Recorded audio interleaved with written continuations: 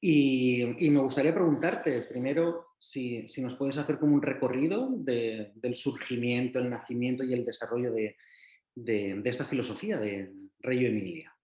Ujú. Bueno, pues como muy bien dices, Javier, efectivamente no es una metodología, ¿no? Que a veces podemos oír la metodología resumida, no, es una metodología, es más, es una filosofía educativa, una pedagogía, un enfoque pedagógico, no es como otros conceptos que pueden ser más al estilo Montessori, con un método, una secuencia de materiales concretos que siguen un orden y después viene el siguiente.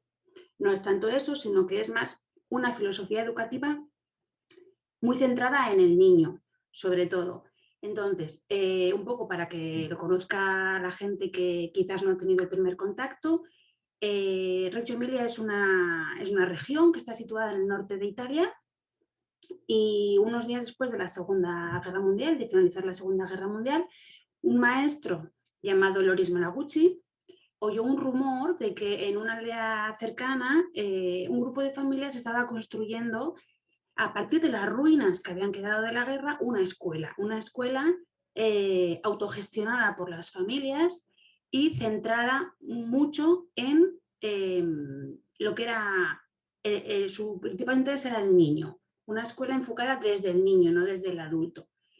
Entonces, si nos ponemos en esa situación, después de algo tan cruento como una guerra, si pudiésemos crear la escuela que queremos para nuestros hijos, ¿cómo sería esa escuela? ¿No? Bueno, a Malaguchi le entró la curiosidad y se acercó con su bicicleta hasta Villacela y efectivamente vio que el rumor era cierto, que había unas mujeres limpiando ladrillos de las ruinas y que le dijeron que iban a construir una escuela y les preguntó, pero ¿de dónde vais a sacar el dinero, ¿no? Los fondos?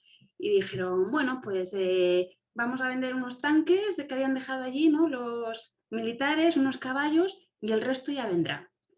Y él les dijo, bueno, yo soy maestro y le dije, pues si quieres únete a nosotras. Y así empezó este proyecto, ¿no? Tan apasionante que poco a poco se fue extendiendo por los alrededores, se fue extendiendo ese rumor a las aldeas cercanas y surgieron escuelas similares a la primera que fundó Loris Malaguchi con estas familias, al que se le unieron maestras de la zona también, pues muy con ese interés de poder crear una escuela diferente, surgieron escuelitas cercanas por los alrededores y empezaron con el ciclo de 3 a 6 años, empezaron primero con esas edades y ocurrió que después de la Segunda Guerra Mundial empezaron a llegar revoluciones a nivel social. Entonces llegó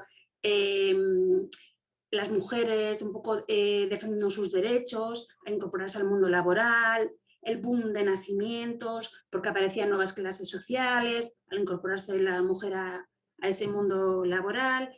Eh, y la sociedad les acabó demandando también 0,3. Ellos que habían empezado diseñando una escuela para 3-6 años, se encontraron que la sociedad les estaba demandando todavía una franja de edad inferior y tuvieron un poco que improvisar y ellos cuentan como al principio no fue fácil, porque ahora lo vemos todo ya como maravilloso, pero no fue fácil, así de inicio es una lección también, no entender que a veces los proyectos cuesta que echen a andar, cuesta que convenzan y este primer equipo educativo se encontró muchos problemas porque tenían niños.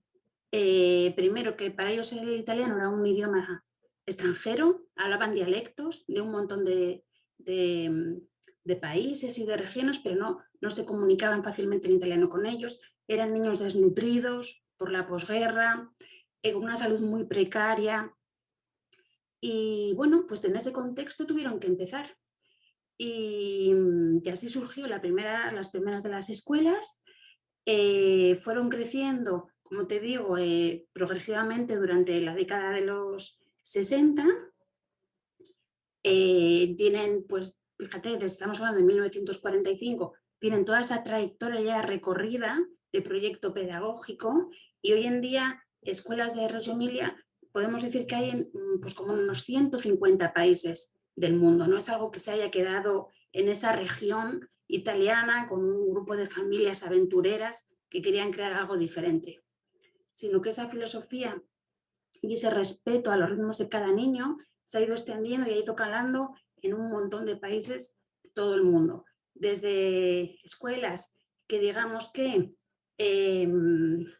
lo hacen como por propia iniciativa, ¿no? Por un propio interés, escuelas pequeñitas a escuelas más grandes, colegios grandes, como puede haber, por ejemplo, aquí en España, el caso de Madrid, ¿no? Del Colegio Regio, que tiene desde la escuela infantil, bueno, aquí es hasta bachillerato, no sé un poco las etapas allí como las denomináis, pero cubre hasta que ya acaban los ciclos. Sí, aquí en Chile sería hasta enseñanza media. Pues fíjate, o sea, empezaron con un proyecto que iba a ser para 3-6 años y ahora ya con esa filosofía educativa puedes darle forma y cubrir todas las etapas que se pueden llegar a impartir en un colegio, ¿no? Antes de acceder a lo siguiente que puede ser el mercado laboral o la universidad o lo que corresponda. Entonces, bueno, pues esa fue un poco la historia de cómo surgió y cómo han ido evolucionando a lo largo de todos estos años. Claro, de hecho, con ese propio nacimiento y esa propia evolución, llama la atención porque realmente era generar pedagogía en un contexto absolutamente contrario desde el punto de vista del contexto, ¿no? Saliendo de una posguerra donde no hay recursos, donde no hay infraestructura, donde, como has dicho, los problemas emocionales Sí. los alumnos y las alumnas tenían que ser muy Y las diversos. familias, porque eran familias obreras campesinas, les costó 8 meses crear la primera escuela, porque trabajaban en ella los fines de semana. El resto de la semana trabajaban en lo que era su trabajo, ¿no? Lo que alimentaba a la familia. Pero bueno, ese espíritu hizo que durante los fines de semana levantasen una escuela. Mm, claro, y de hecho eso habla bien también de la pedagogía porque si funcionó, si caló tanto en ese contexto, es porque fue capaz de romper con todas esas, o gestionar al menos todas esas adversidades. Sí, sí, Mm, sí, sí, sí. Y de hecho creo que por eso la familia es tan importante en las escuelas rellanas, por eso forman tanto parte de la comunidad educativa, porque está desde ese inicio, ¿no? O sea, realmente el interés de la familia en crear algo diferente para sus hijos está desde ese inicio y se comparte muchísimo del día a día con las familias para que sientan realmente que también es parte de ellos, claro.